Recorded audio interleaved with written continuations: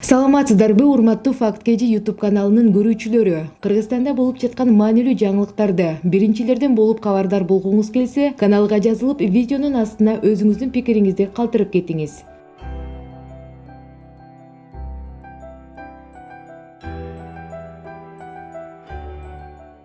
Бүгүн 6 ноябрда Бишкек шаарынын Ленин райондук сотунда экс-мэрлер Кубанычбек Кулматов жана Албек Ибраимов менен кошо жалпысынан 13 кишиге козголгон кылмыш иши каралып жатат. Соттолуучулардын бири Бишкектик капиталдык курулуш башкармалыгынын мурдагы жетекчиси Сталбек Өмүрканов өзүн начар сезгендиктен тез жардам кызматы чакыртылды.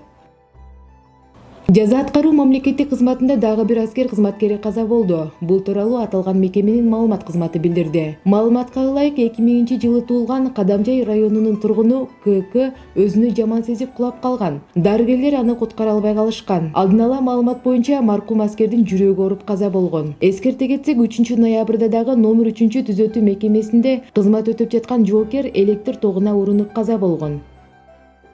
Тажикстандын чек арасына 20 согушкер кол салды. Бул тууралуу РИА Новости жазып чыкты. Маалыматка ылайык, беткап кийген согушкерлер чек арачылардын 5 автоматын алып алган. Кол салуудан 1 милиционер менен 1 чек арачы каза болушту. Атайын операциянын жыйынтыгында 15 согушкер өлтүрүлүп, 5 кармалган.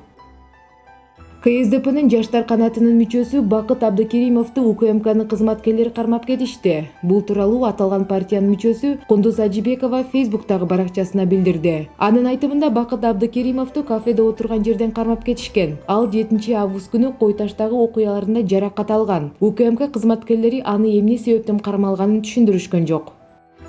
2020-жылы боло турган жогорку кеңешке депутаттарды шайлоо жакындаган сайын саясатчылардын арасында бири-бири менен биригүү боюнча эмиштер тарап жатат. Же партияларын бириктирип шайлоого аттанганы жатышат. Коомчулуктун көңүлүн буруш үчүн ар кандай эмиштерди кызыктар тарап өздөрүнүн ыңгайына карап таратып келет. Атамбаевдин заманында Мекеним Кыргызстан партиясы жаңы эле түзүлүп, жергиликтүү кеңештердин шайлоодо ийгиликке жетишкен. Бул ийгиликтердин артында Алмазбек Атамбаевдин тапшырмасы менен шопур атка конгон Икрамжан Илмиянов турат деп келишкен. Ал эми келерки шайлоого Мекеним Кыргызстан партиясын Райым Миллион атка конгон Райымбек Матраимов көзөмөл кылат деген имиштер тарады. Райым Миллион бул шайлоого жалгыз эмес, болгондо да Кыргызстанда 2 президент болсо, бирөөсү менмин деп партиянын курултайында айткан. Кыргызстан партиясынын кожоюну Шаршембек Абдикеримов экөө биригип шайлоого бара турган болушуптур. Эгерде экөө биригип шайлоого барса, анда Биримдик партиясы менен бириктирип барам деген Төрөбай Зулпукаровдун абалы кандай болот экен?